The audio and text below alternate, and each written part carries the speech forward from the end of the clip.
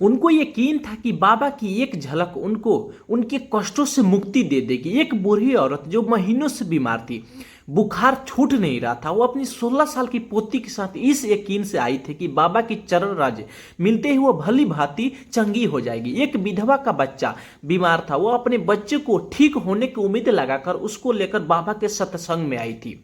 उस बूढ़े पर लाला का कर्ज था, वह इस आस से आया था कि बाबा के आशीर्वाद से इस बार फसल अच्छी हो जाएगी तो कर्ज उतर जाएगा। कितने ही जवान लड़कियां अच्छा घर पाने के आशीर्वाद से बाबा से प्राप्त करना चाहती थी। उनसे कहा गया था कि अगर बाबा की चरण धूल मिल जाएगी तो हर अरमान पूरा हो जाएगा। कितने लड़के इस आस से आए थे कि बाबा के आशीर्वाद से नौकरी लग जाएगी तो घर की गरीबी समाप्त हो जाएगी। बाबा के सत्संग से हथरस जिले से नहीं बल्कि कस्बों दूर दूर के गांव से, अन्य जिले और हरियाणा, राजस्थान, मध्य प्रदेश जैसे राज्य से भी कई 200-2.5 लाख लोग जमा हो गए थे। ये भीड़ का इसी से अंदाजा लगाया जा सकता है कि वाहनों की संख्या 3 किलोमीटर में फैली हुई थी। हर श्रद्धालु के मन में कोई इच्छा थी और कोई यकीन था कि वह इच्छा बाबा के आशीर्वाद से पूरी हो जाएगी। बाबा की दिव्य वाणी कानों पे पड़ जाएगी तो सारे कष्ट दूर हो जाएंगे।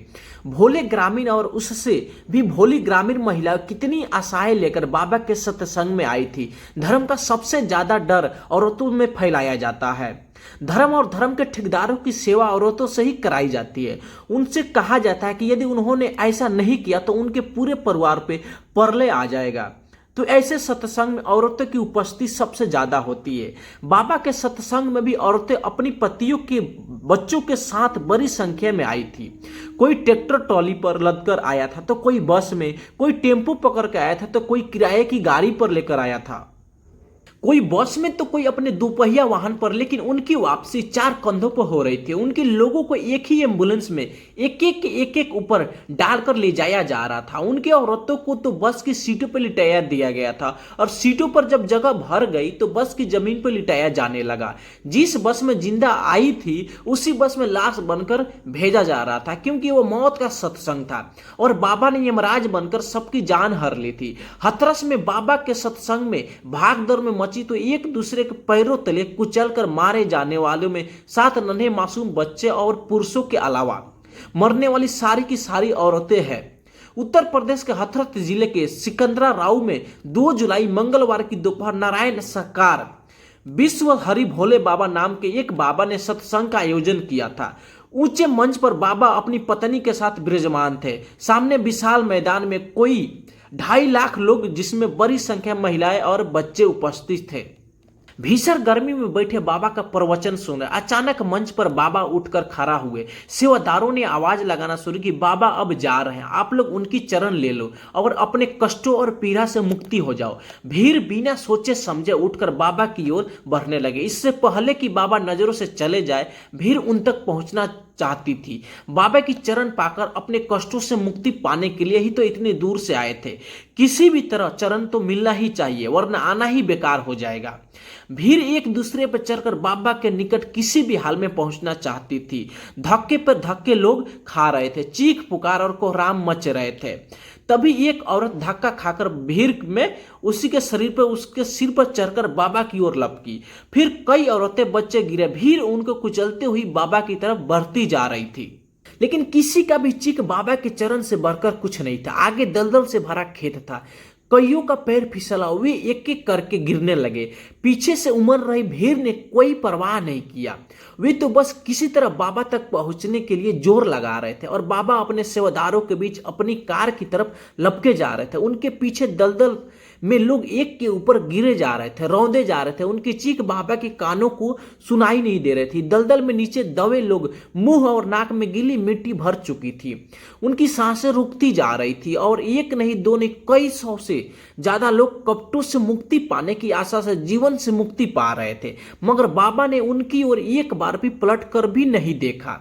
उनके सेवादार पास आने वाले श्रद्धालुओं पर लाठियां भोजे जा रहे थे कि कहीं उनके गंदे हाथ बाबा के उजले कपड़ों से गंदा ना हो जाए। उनकी लाठियां खाकर कई तो घायल हो गए, कितने जमीन पर गिर गए और दूसरे द्वारा रौंदे डाले गए। मगर बाबा इन मौतों से बेखबर वो आगे बढ़ते हुए अपनी एसी वाली गाड़ी में जाकर बैठ जाते हैं और वो वहां से बाबा वो निकल जाते हैं। नारायण सरकार विश्व हरि भोले बाबा नाम का यह बाबा कौन है जो हथरस में यमराज बनकर आया और 100 लोगों की जान लेकर अंतर ध्यान हो गया? कब और कैसे उसकी ख्याति इतनी बढ़ गई? उसके लाखों भक्त बन गए। दरअसल इस बाबा का असली नाम सूरजपाल सिंह है। 17 साल पहले सूरजपाल सिंह उत्तर प्रदेश में सब इंस्पेक्टर था। नौकरी में इस्तीफा देकर यह 17 साल पहले बाबा बनकर प्रवचन करने लगा। वह अपनी पत्नी के साथ गांव गांव पंडाल लगाकर प्रवचन करता था और धीरे धीरे जल्द ही वो अपने सेवादारों का फौज बना लिया। सेवादार जल्द ही उसकी पर्ची बांटने और प्रचार करने लग जाते हैं।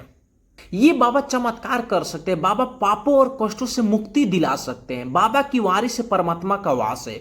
उनकी दिव्य कीर्ति कानों में पड़ते ही सारे दुख दूर हो जाते। ऐसी बातें दूर दूर तक फैलाई गई। जल्द ही बाबा मशहूर हो गया और उसके बड़े बड़े कार्यक्रमों का आयोजन होने लगा जिसमें टिकट लेकर लोग आने लगे। पहले उसने अपनी पटेक जमीन पर एक आश्रम बनाया, फिर गांव गांव शहर शहर समितियां बन गई। समितियों के माध्यम से सत्संग के आयोजन होने लगे। पूरा खर्चा समितियां उठाती और उनके सदस्य लोगों से चांदा जुटाते। प्रवचन के बाद भंडारा होता और जिसका प्रसाद पाने के लिए भीड़ टूट पड़ती थी।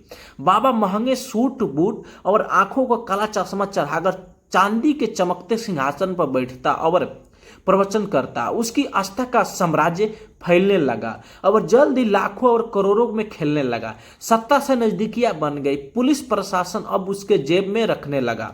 यह जल्द ही गरीब वंचित समाज का परमात्मा बन गया। जहां उसके सत्संग होते, जहां लोगों की भीड़ उमड़ती देख वह जुटाया और उससे प्रशासन अपनी आंखें मूंद लेती। किसी भी ऐसे आयोजन के लिए जिसमें इतनी बड़ी तादाद में लोगों का हुजम उमड़ना हो तो प्रशासन से उसकी परमिशन लेनी पड़ती है।